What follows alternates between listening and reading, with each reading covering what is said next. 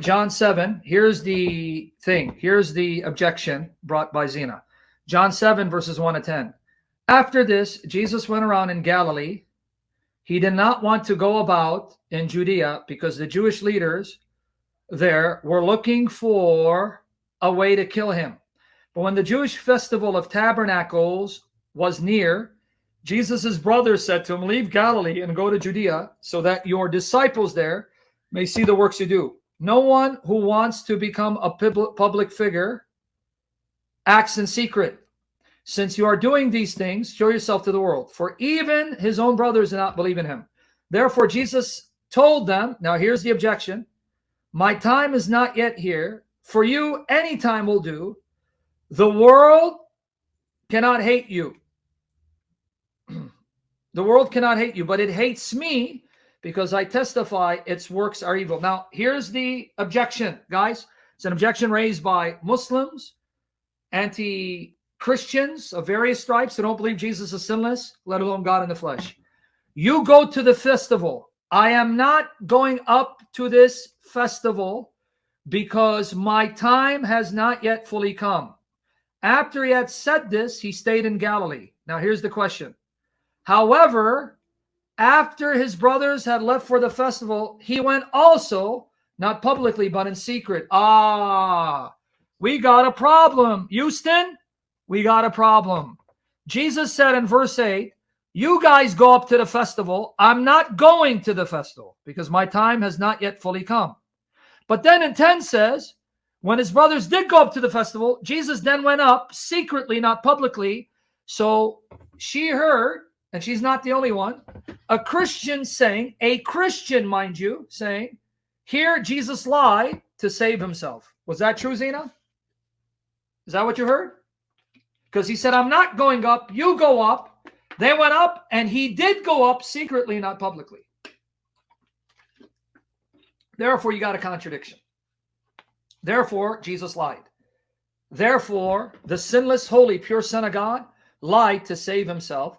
Blasphemy, and yet this came from the mouth of a Christian. I don't know what Christian would say that, but she heard him. She's not the only one.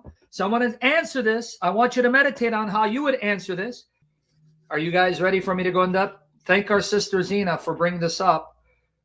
I'm addressing it again. So there are two issues with John 7. Now he's going to open it up. Do John 7:8 because I'm going to show you something. I'm going to show you a feature, guys, BibleGateway.com. Thank the Lord for all these modern resources that are free. Just pay for an internet. Now, here's what you're going to do. You see those two, like they look like phones? You see where it says John 7:8? Yeah, okay. Click on it. It's going to give you a parallel Bible. Scroll down. Let's see what Bible it gave you. Okay, King James. Beautiful. The two best-selling Bibles in the world. Two best-selling Bibles in the world. NIV, King James Version. They've done studies. The King James Bible with the NIV are the best-selling Bibles in the English-speaking world. This is a fact. More King James Bibles and NIVs are sold all over the world among those who read English. Now watch here. Look at the NIV. You go to the festival. I am not going up to this festival because my time has not yet fully come. Now you see there's a bracket and an A. Don't click on it because it's going to indicate something. Now look to the right. Go ye up unto this feast. I go not up yet. You see that, Zena? I go not up yet unto this feast, for my time is not yet full come. So in the majority of the Greek copies and some very early witnesses, that word yet is in John 7:8. Some of the early copies don't have it, but the NIV has a note, as one brother already signified in the comment section. You see the bracket? It's a bracket and A. Click on that A. Look what it says. Some manuscripts have not yet. Some manuscripts not yet. So the NIV is indicating there are some early Greek copies that are important witnesses that have the words not yet. The majority of the Greek copies of John 7, the majority of the 5,300 plus have these words or the word rendered as not yet. So now let's look at the textual data. Now what I want you to do is X out one of the translations. X them out. So thank you, brother. You really are helping me, honestly. You come at the perfect time. Now, what I want you to do is, where it says King James Version, go to the NET. NET. See why this guy's a blessing, guys? Him and Prophet Google. I pray for them because you see how easy he makes it for me. Now, here, the New English Translation has a note. You go up to the feast yourselves. I'm not going up to the feast. Now, when we look at their note B, scroll down, it gives you a lengthy note on the textual data. Here it is, B, John 7:8. Let's read it, guys. Here it goes. Go to the B, John 7:8. Scroll down a little more, right there. Scroll. You see that C, TC? When you see the words TC, that means textual critical note. It's a note on the manuscripts that affect the meaning of the verse. Now, notice what it says. Most manuscripts, P6675, and then it gives you the list of the manuscripts and their names. B, L, T, W, right? Epsilon, and I think the theta, epsilon. Manuscript number 070, 015, 0250, F1, 13, I mean.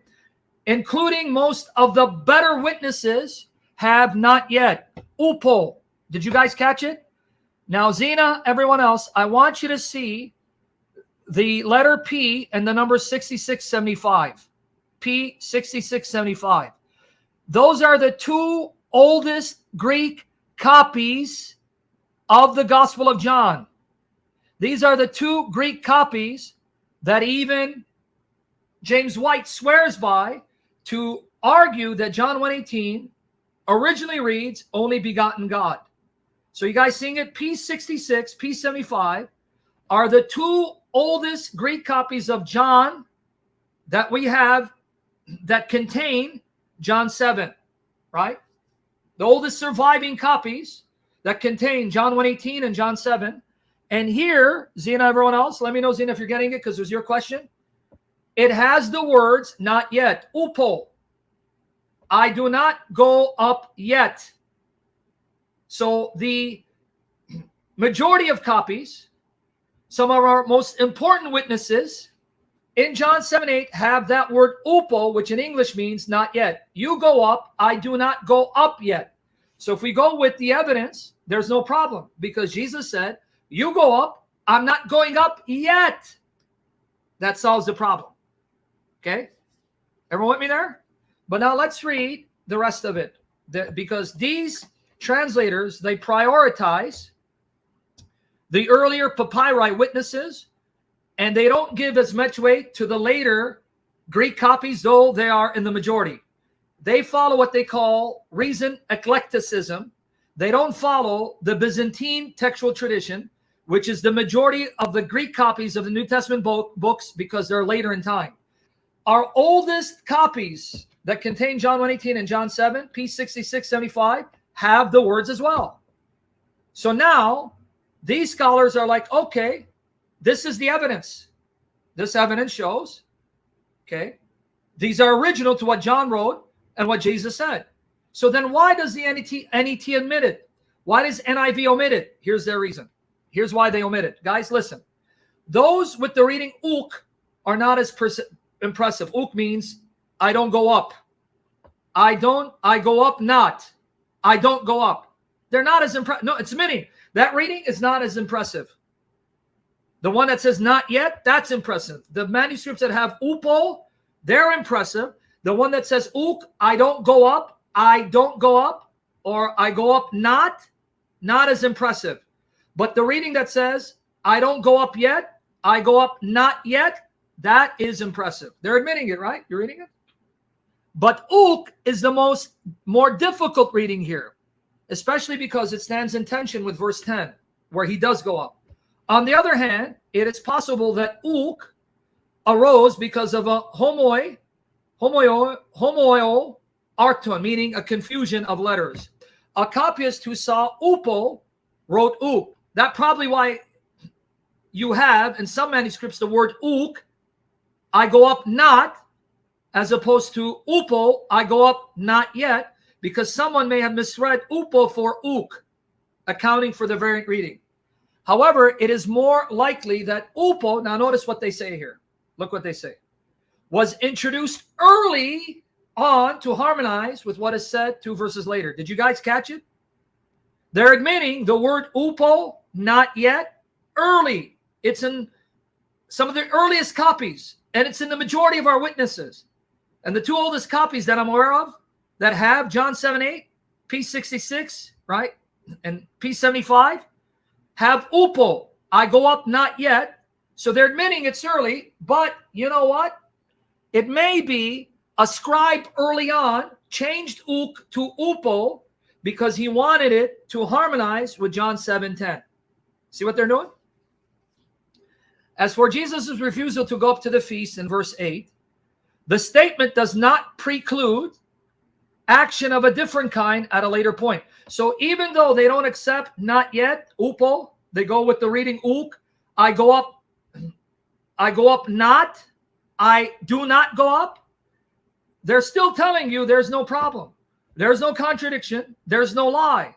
Because Jesus is saying he's not going to go up a certain way, publicly, in public procession. Because when they went to the Feast of Tabernacles, people went into groups. They went up publicly together, which is what Jesus said he will not do. There is no contradiction because Jesus's brothers are asking him to go up publicly with them in public procession to make himself seen to the public crowd. It's in that sense he's not going up. That's why he went up secretly, discreetly. Where's the contradiction? Where's the lie? But let me continue. Okay. And they admitted, look, as for Jesus' refusal to go up to the feast in verse 8, the statement does not exclude action of a different kind at a later point. Jesus may simply have been refusing to accompany his brothers with the rest of the group of pilgrims, preferring to travel separately and in secret with his disciples.